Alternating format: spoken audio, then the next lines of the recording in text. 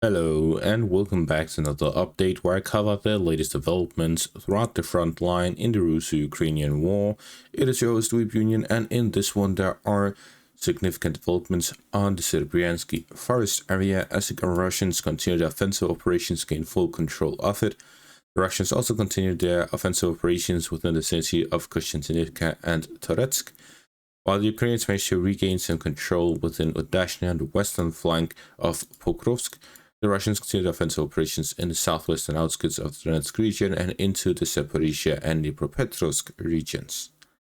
Starting out in the Serebriansky forest area direction, the Russians managed to gain control over additional fortified positions and large parts of the Serebriansky forest area following the encirclement of and the collapse of the Ukrainian positions within the fortified areas of the Serebriansky forest area. The Russians now have reorganized and managed to continue their offensive operations, gain control over additional parts of the Serebriansky area, pushing the Ukrainians down to the marsh area in the southern parts of the Serebriansky forest and cutting off additional forces in the southern parts. The Russians have also managed to make a push along the third road along the Serebriansky forest area. The first main road is directly south of Leman, the second through the eastern flank of the Borova, and the third is this one right here.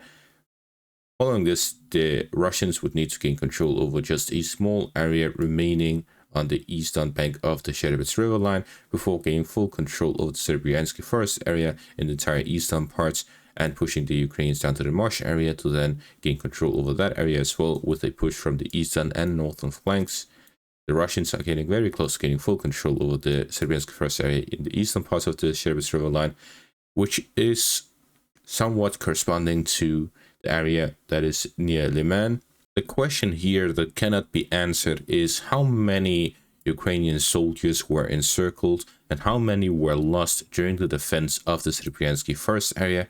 to which it can determine whether the Ukrainians still have a standing defensive line that can defend the entire Serebriansky forest area to the southeast of Leman up to the Serebriansky river line, or if the Russians will continue their advances beyond their current positions to gain full control of the Serebriansky forest area in the eastern bank of the Serebriansky river line and continuing into the western bank through the fortified positions and the settlements within the Serebriansky forest area. The forest area here to the southeast of Leman is not as dense as the forest area that they have been fighting within. There are also several fortified positions and defensive lines here to the east of Leman, and with the close proximity to the city, the Ukrainians are well supplied in the areas, which means that they would require less soldiers to hold these positions, but at the same time,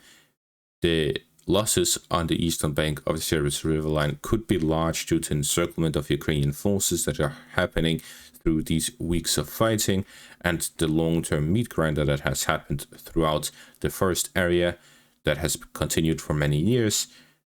This could have an effect on the defense of Leman. Whether the Russians will be able to gain control over Leman within just a few weeks or after many months depends on how many soldiers the Ukrainians have available in the area and the quality of their soldiers, the training that they received, and the equipment they have available. If the Russians continue their pressure on both Kushinka and Pokrosk, it is unlikely that the Ukrainians will send reinforcements to the Leman direction, because both of these cities in the central parts of the Donetsk region are more important than Leman. In the Kushinka direction, the Russians continue offensive operations both within the pocket that has formed between Predichina and Encirclement, where they continue offensive operations to gain control over the pocket itself and the fortified positions between the two settlements, while the Russians have also managed to advance within Encirclement, gaining control of additional positions within the central parts of it and pushing the Ukrainians out towards the fortified positions in between Encirclement and Predichina. The Ukrainians also have positions along the Dacha area to the southeast of the city. The Russians will look to advance through the railway area, which would arrive at the flanks of some of these fortified positions. They can also advance towards Kushinka from the northern flank, flanking the fortified positions connected to the settlement and along the frontline positions.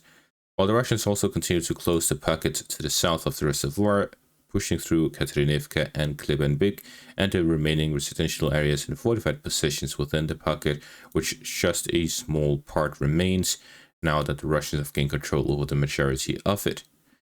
This will lead to further offensive operations towards Lishivka from the northern and southern flanks to gain control over that and Ivanopilia, and then push up towards the city from the south, combined with the fighting taking place on the southeastern flanks,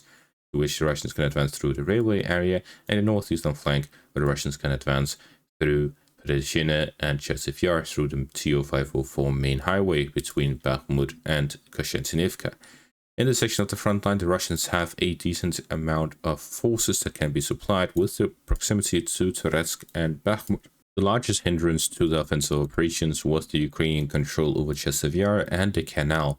Now that the Russians have managed to gain control over the canal in the entire area between Toretsk and Bakhmut on both banks of it, as well as control over Chersev Yar, the Russians are able to concentrate larger forces and are able to push towards Kushinka with a strong force from multiple directions. This means that the Ukrainians would not have any significant advantages based on the fact that the city of Kushinka is located on the low ground and the Russians have the high ground, as well as the Russians have a comparable ability to supply their forces to Kushinka. The advantages the Ukrainians have are fortified positions and that the fact that they are on the defensive. Those are the two advantages that the Ukrainians have over the Russians, while the Russians have an advantage with regards to the geography, the elevation. Moving on to the Pokrosk section of the front line, the Ukrainians managed to recapture some positions in the southern parts of Odashna. The town of Odashna is very difficult for the Russians to gain control of due to the importance of it. The Ukrainians have a direct supply route that goes directly to it from Myshova. This means that it is well supplied. It is one of the main supply lines leading into Pokrovsk. Now that it has been captured by the Russians, those supplies go to Odashna instead, and some are redirected to the E50 highway through the city of Dnipro into Pokrovsk. The forces that are being sent to Odashna is to hold the town, as gaining control over the town for the Russians would mean an open road to the industrial area, which would then allow them to hold fire control over the E50 highway and the railway further north, and allow them to infiltrate these positions to physically cut them off, which would leave the final main supply route of Pokrovsk under Russian control, while the Russians are within close vicinity to the northern highway, and Prezhina is a secondary road, not a main highway. The supplies going into the city will be significantly limited. Therefore, the Battle of Odashna will determine how long the Ukrainians are able to hold Pokrovsk. The Ukrainians doubling down on the town of Odashna means such a small settlement is seeing more casualties and fighting than a city like Rodinsk on the northern flank of Pokrovsk, depending on how long the battle will take there. The Russian capture of several settlements such as Fedorivka, Rasina, Bulgivka, Satishok, Mayak, Pankivka, and the entire operation here on the northern flank of Pokrovsk may so far have seen less casualties than the Battle of Odashna, simply because of how much fighting is taking place over the settlement. Both sides are constantly pouring in new forces to try and hold their positions and gain control over the town by getting the upper hand, where both sides are also launching a lot of drones and artillery and large strikes, everything they have available towards this town to fight over it for over half a year now. In the southwestern outskirts, the Russians have managed to advance both in the direction of Makiivka, beyond the town, getting control over the farm area. The Russians are slowly developing offensive operations both in the direction of Sishneve and